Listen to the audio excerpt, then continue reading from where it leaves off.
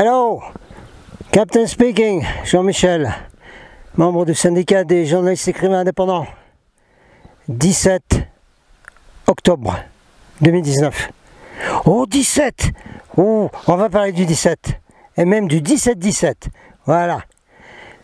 Dans le vortex 5D, vortex ça veut dire un endroit plein d'énergie, des montagnes, boum boum, vous redescendez de là, oh là là, vous êtes en meilleure santé que dans les rues avec plein de gaz. Oh oui, oui. Vidéo pour la famille jaune et pour la famille bleue, c'est la famille cobalt. Voilà. Plus tard, on changera parce que si vous additionnez avec les peintures des petits enfants, le jaune avec du bleu, ben, ça donne du vert. Alors plus tard, on parlera de la famille émeraude, mais plus tard. Il faut que ça arrive petit à petit. Alors, pas de belle lumière, tant pis. Là, c'est un site qui ressemble au dernier des Mohicans, très bien. Non, il n'y a pas de Mohicans. Il y a l'ours, oui, il y a les ours, mais ils sont pas là, je les ai pas vus. Alors, on va parler de choses à révéler, comme d'habitude, hein, on révèle des choses à la famille. Tiens, ben justement, voilà. Alors, météo, chaîne météo, montagne ici, l'endroit, tout ça, bon, très bien. Oui, belle journée, un beau soleil jaune, jaune, oui, jaune, on en recausera. Et puis, 17 degrés ressenti 20, oui, eh ben, des clous, hein. Pourquoi? Ben parce que depuis 2 jours, il y a eu des avions, hein, qui ont répandu des tas de choses dans le ciel, de la saloperie mondiale. Oui. Alors qu'est-ce que ça fait? Eh bien avec toutes ces matières létales, vraiment, ces poisons et ces microfibres et ces nanoparticules qui sont dans le ciel, qu'est-ce qui se passe? Eh bien la journée, au lieu d'avoir un beau ciel bleu et un beau soleil jaune, et ben voilà, c'est tout couvert et c'est foutu, ça y est. Et vous avez remarqué ça certainement déjà par chez vous, etc. Oui, mais alors la météo, qu'est-ce que... Alors je vais vous en donner une bonne là, hein, je vous en donne une très bonne. Pour ceux qui cherchent en anglais, vous avez déjà vu probablement, ceux qui ont recherché sur les chemtrails, des histoires de météo sur les chaînes de télé américaines avec des météorologues qui au début montraient les chemtrails en disant ben voilà, ça arrive là parce que sur le Pacifique il y a eu des avions qui ont fait ça, alors vous voyez un peu ça, alors ça c'est les traînées des avions, puis ça c'est les nuages normaux, etc. Et puis ça a vite changé, ça a changé avec des... je crois que c'est aux États-Unis, parce qu'il y a eu des retombées de polymères, beaucoup, comme en France. Ça a commencé dans la Franche-Comté, je crois, ici, ou dans le 26, je ne sais plus. C'est passé un journaux, le gros truc, avec des espèces de fils, comme du plastique, qui tombent partout, sur les clôtures, dans tous les coins. Hein. Et les gens intelligents qui ont pris un petit bâton et qui ont entouré ces fils, soi-disant, là, d'araignée, et qui ont mis le feu, eh ben, ça sent le plastique et ça devient tout noir. C'est donc des polymères. Et pour ceux qui suivent les affaires en anglais, vous avez certainement vu cette météorologue sur une chaîne de télévision, je crois que c'était aux États-Unis, mais pourquoi pas en France peut-être aussi, qui disait, alors voilà, on va vous expliquer les chutes de filaments, les filaments qui ont été vus partout, tombés partout, vous comprenez, il y a des araignées, des grosses araignées qui volent dans l'atmosphère et qui fabriquent ces toiles qui descendent et qu'on voit partout. Non, non, sur une chaîne météo, sur la section météo d'une chaîne de télévision. Hein, voilà. Et ici, alors voilà, maintenant on va vous déballer le paquet. En France, comme on sait que tout est vendu, hein, pour le bénéfice des petits copains, des actionnaires, etc., à faire de plus en plus de pognon. On vend tout, absolument tout. On va bientôt vendre la forêt. La forêt, c'est déjà fait. Les routes, l'air, l'eau, etc. Bon. Donc, un appel d'offres a été fait par la télévision nationale française. Oui, Antenne 2, faire 3, etc. Là, voilà, appel d'offres. Qu'est-ce que c'est ça, appel d'offres? Appel d'offres, ça veut dire que quand on est un service public, le peu qui reste, on va faire appel à des sociétés privées, hein, pour faire le boulot à notre place. Hein, voilà. Et puis après, ça dégringole comme Orange qui prend des sous-traitants, comme la Poste qui prend des sous-traitants pour livrer les chronopostes, qu'on attend ensuite pendant des jours, enfin bref. Donc un appel d'offres a été fait pour la météo. Ah bon? Oui, comme ça, on va mettre en jeu des entreprises européennes qui vont fournir tous les graphiques météo, les vues satellites, tout préparé, de façon à ce que quand ça arrive dans les studios de télévision, eh bien, les météorologues patentés, n'est-ce pas, on n'a plus rien à faire. Ils n'ont plus qu'à projeter tous les diagrammes qu'ils ont reçus d'une société privée, et puis donner, voilà, la météo, alors un anticyclone, voilà. Alors, appel d'offres, bien, très bien. Qui a gagné l'appel d'offres pour donner toutes les informations et les prévisions météo sur la télévision nationale française? Une entreprise anglaise. Ah, oui, spécialisée dans, justement, les graphiques météo, etc., les enregistrements de satellites, etc. Ah, bien. Qui possède cette société anglaise? On oubliera le nom, on s'en fout. Un ripoux complet, horrible, de l'oligarchie du 1% qui domine le monde et qui fait partie du NOM, Nouvel Ordre Mondial. Un Australien qui s'appelle Rupert Murdoch. R-U-P-P-E-R-T M-U-R-D-O-C-K.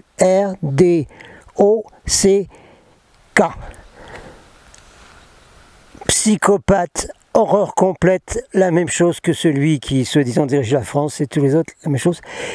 Si vous arrivez à trouver une vidéo où M.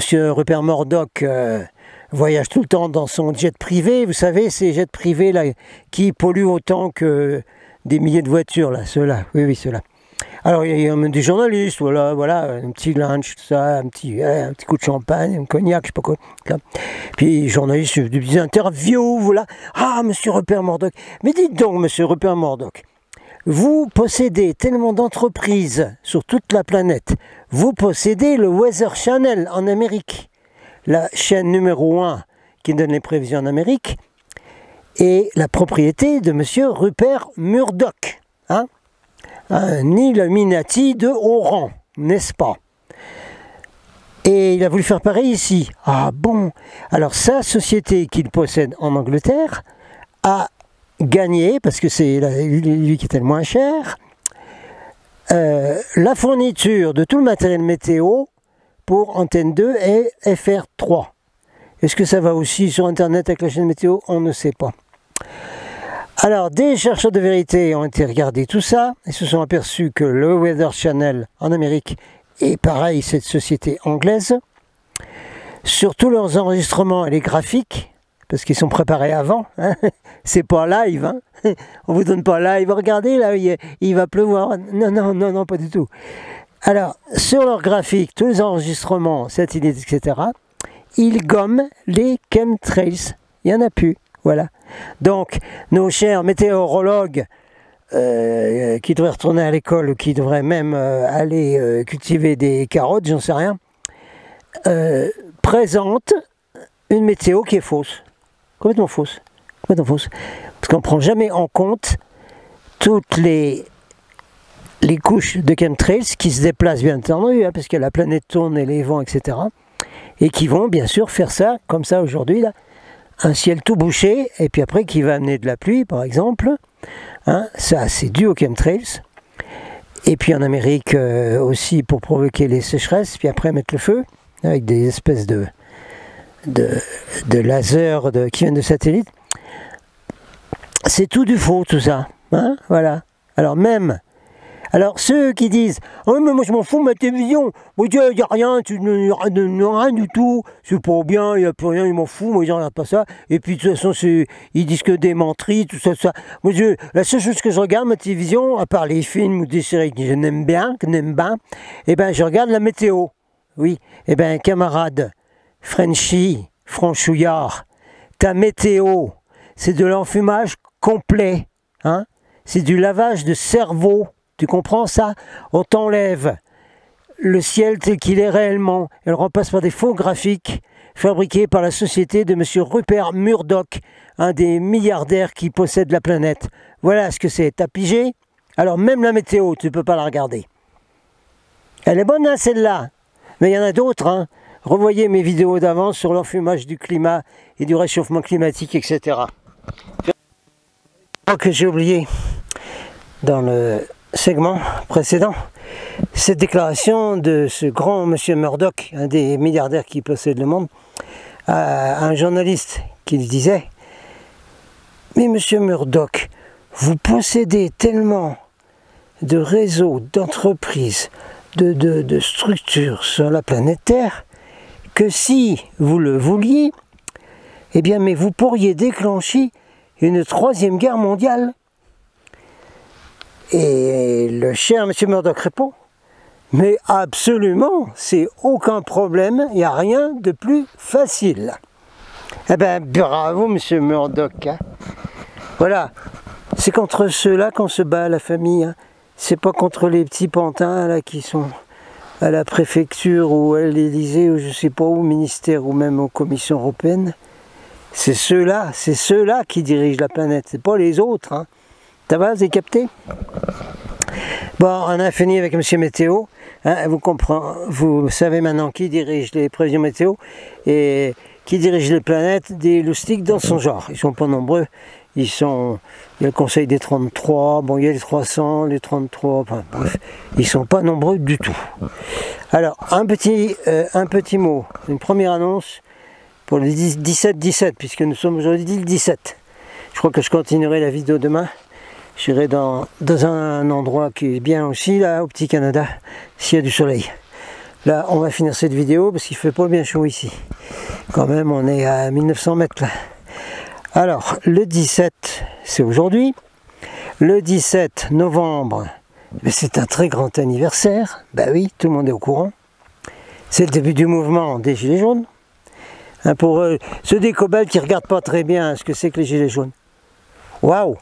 Ça résonne incroyable ici. Eh, hey, l'ours là! Waouh, waouh! Et puis il n'y a pas les loups non plus. Ah, c'est les loups là.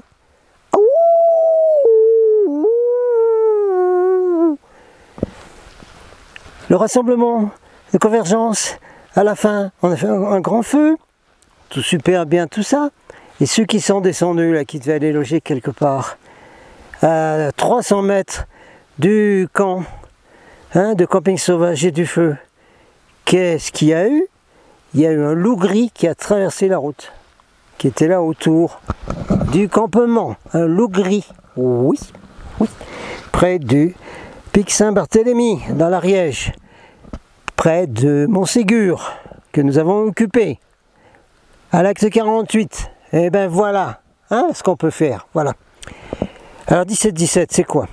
Alors pendant ce dernier rassemblement de convergence, j'en reparlerai sans doute dans la vidéo de demain, parce que là, il ne faut pas attraper froid. À la fin, à un moment donné, dans le rassemblement, en parlant avec une délégation de Gilets jaunes de Saint-Maximin dans le Var, est venue l'idée de faire quelque chose le 17 novembre, quelque chose qui a été fait dans le temps, il y a longtemps, et qui s'appelle une sorte de pensée commune. C'est pas une prière, hein, ni une méditation, c'est une pensée commune qu'on lance à une heure précise sur toute la planète en même temps. Oui, ben, il faudrait que les petits Hong Kong ils soient au courant de ça. Ah ben, si quelqu'un est en connexion avec les Hong Kong, je vais essayer d'écrire à Chili Lucas Oui, j'essaie de faire quelque chose, de lui dire. Voilà l'idée. L'idée, c'est que le 17 novembre, qui est l'anniversaire du mouvement des Gilets jaunes, un grand nombre de personnes, le plus possible, se mettent à 17h17, 2.17, à 17h17, dans une sorte de posture de yoga, ou même assis ou debout, n'importe quoi, hein, se calmer, se concentrer un peu, et envoyer la même pensée en même temps sur toute la France et toute la planète. Bon, ici, toute la France, puisque c'est le 17, l'anniversaire, mais enfin, ça mange pas de pain que ça passe les frontières, hein. On sait bien que le nuage de Tchernobyl, il s'est arrêté à la frontière, mais enfin, nous, on peut envoyer des pensées au-delà des frontières, hein, revoyer la physique quantique, Albert Einstein, etc. On verra après quelles pensées on va envoyer. Alors ça, il faudrait que ce soit discuté dans les groupes bleu cobalt. Revoyez ma chaîne, hein, vous verrez ce que c'est que les bleus cobalt. Dans les groupes gilets jaunes, dans les ronds-points, dans les AG, dans n'importe quoi, ça peut être discuté. Comparez ça à une minute de silence, si vous voulez. Hein. Mais c'est se mettre en syntonie, en résonance. Vous savez, dans un orchestre, hein, dans ce grand orchestre classique, tous les musiciens mettent leurs instruments en résonance. C'est pour ça que vous entendez des bruits bizarres au début, que vous avez le diapason, que vous avez quelqu'un qui va donner la note exacte sur laquelle commencer le concert, etc. Ça s'appelle mettre tous les instruments, tout l'orchestre en résonance, ça. Comprenez ça? C'est pas difficile à comprendre. Demandez à des musiciens, ils vous expliqueront.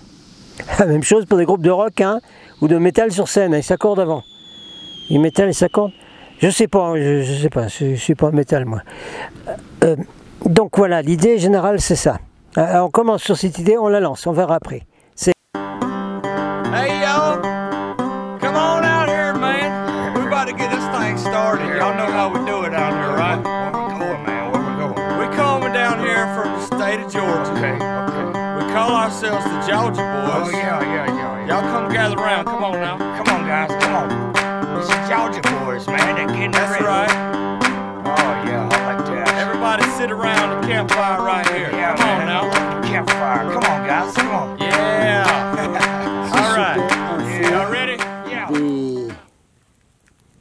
Lakota. Voilà, le Captain Back. Oui, je sais, c'est la nuit, c'est un feu. Et oui, je me suis arrêté à la clairière que certains connaissent. Et avant d'entrer dans la forêt profonde, je suis le dernier humain à 15-20 km à la ronde. Ça ne me gêne pas du tout de descendre dans la forêt de nuit, parce que moi, je suis ami avec les animaux. Hein? Ceux qui me font peur, ce sont les humains. Surtout ceux qui ne sont pas humains. Il y en a beaucoup sur la Terre. Ok. Alors, là, on est toujours dans la poche de 5D. C'est quoi ça, 5D? Ah, d'accord. Non, mais j'aime bien parce que de toute façon, la famille jaune, ils essayent toujours de savoir, ils demandent toujours à savoir, et tout. C'est bien, c'est bien. 5D, ça veut dire 5e dimension. Revoyez tout ce que dit Albert Einstein et les physiciens quantiques depuis une centaine d'années. Revoyez ce que les scientifiques du CERN de Genève ont révélé récemment, il y a 6 mois ou il y a 1 an, qu'avec toutes leurs expériences, bon, on parlera du CERN une autre fois, hein, mais enfin, dans une des expériences, au moins, ils ont réussi quelque chose de positif, à côté de tous les MRD qu'ils font dans ce accélérateur de particules du CERN de Genève.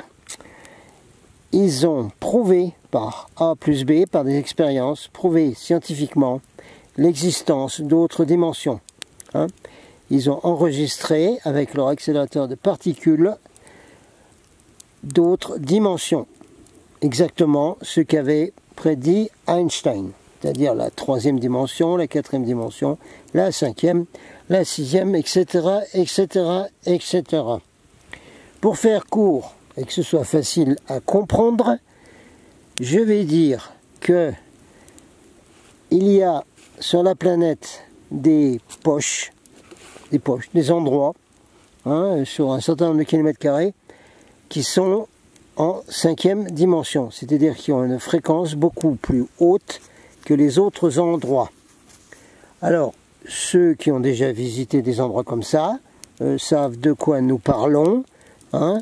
Quand vous allez aux alignements de Karnak, vous touchez les pierres levées, là, puis vous les sentez bouger quasiment, vous sentez qu'il y a quelque chose là quand même.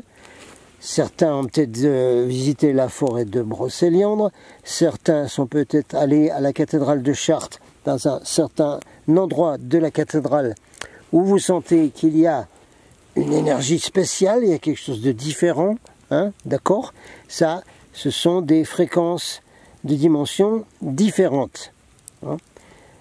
Et alors, il y a l'opposé de ça, l'opposé de la 5D, c'est-à-dire de la 5e dimension. C'est une dimension de fréquence beaucoup plus haute où il y a des énergies, des bonnes énergies, c'est bon, hein, on se sent bien dans ces endroits-là. L'inverse, par exemple, c'est la pyramide du Louvre, c'est l'arche de la Défense, ce sont tous les endroits que les Francs-Macs et les Ulus Titi ont construit partout, justement pour essayer d'annuler toutes les bonnes énergies qui venaient des endroits dont je viens de parler.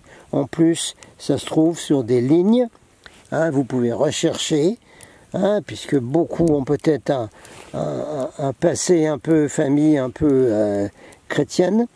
Vous avez ce qu'on appelle la ligne Saint-Michel, qui est une ligne droite qui part de monastère en Irlande et qui va jusqu'en Turquie.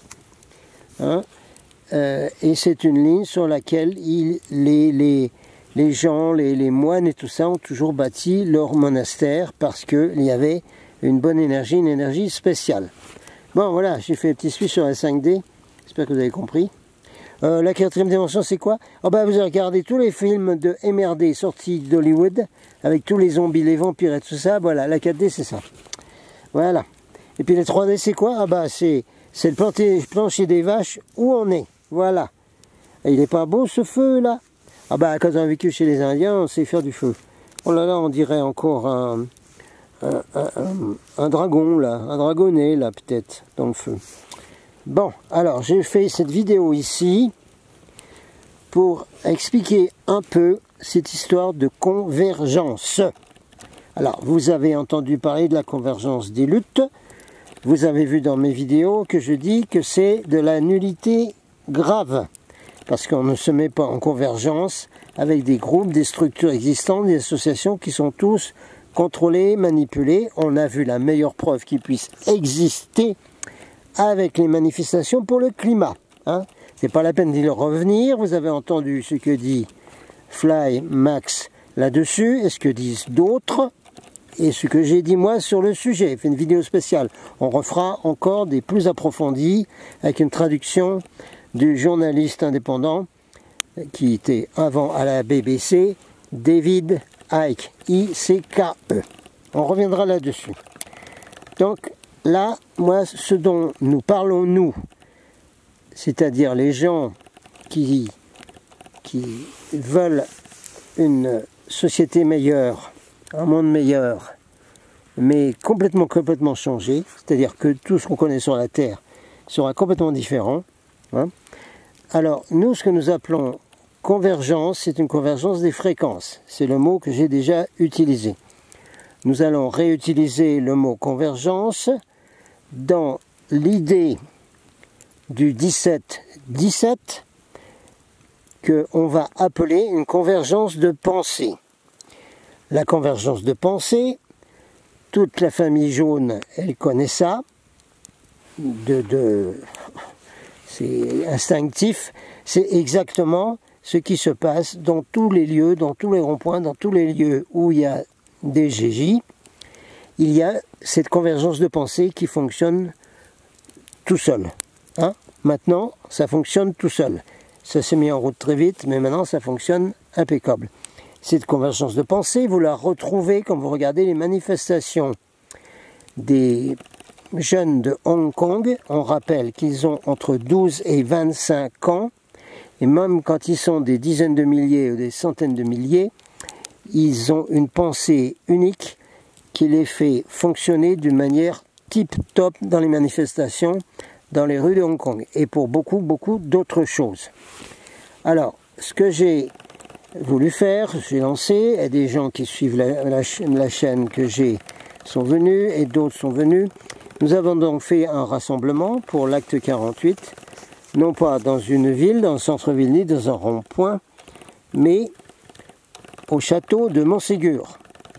Rappel très rapide, le château de Montségur était la forteresse qui a résisté au pouvoir global central des rois de Paris et au pouvoir central du Vatican de Rome. Hein, c'est l'endroit où les chevaliers qui défendaient les Cathares et les Cathares eux-mêmes, revoyez l'histoire des Cathares, il y a de très bonnes vidéos de mon ami, journaliste, écrivain Jimmy Gueux sur les Cathares. Vous cherchez Jimmy Gueux, les Cathares sur YouTube, et vous saurez ce que c'était que les Cathares. Donc le château de Montségur, c'était la dernière forteresse qui est tombée en 1244,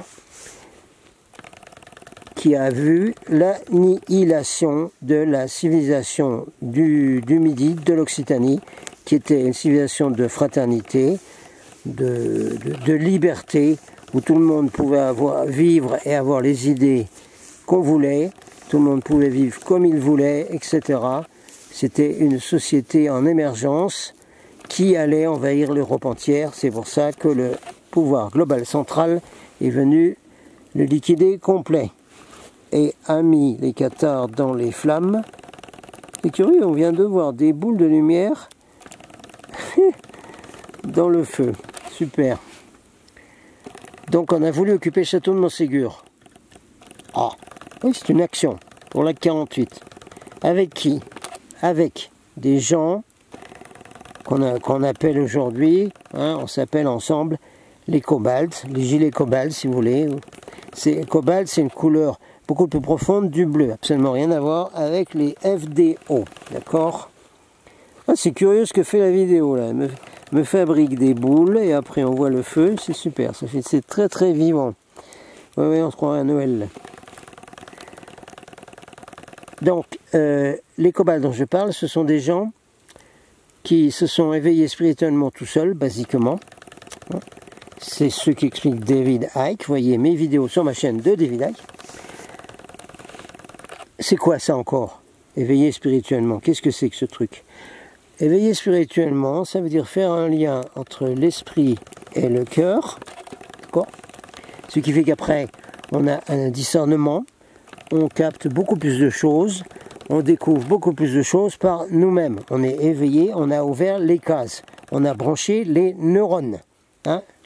Tout le monde comprend ce que c'est que brancher des neurones? D'avoir les neurones qui se mettent ensemble. Vous voyez la dernière vidéo de Fly avec Branco, là, où il en parle, des neurones. Et d'autres aussi en ont parlé avant. Donc ça, c'est les gens qu'on appelle éveillés spirituellement. Mais ça ne veut rien dire, hein, spirituellement, ne confondez pas avec le New Age, ça ne veut rien dire du tout. Ça veut dire on a ouvert les cases, c'est tout. Donc les Gilets jaunes aussi ont ouvert les cases depuis 11 mois, depuis bientôt 1 an. Et ils devraient être capables de capter tout ça.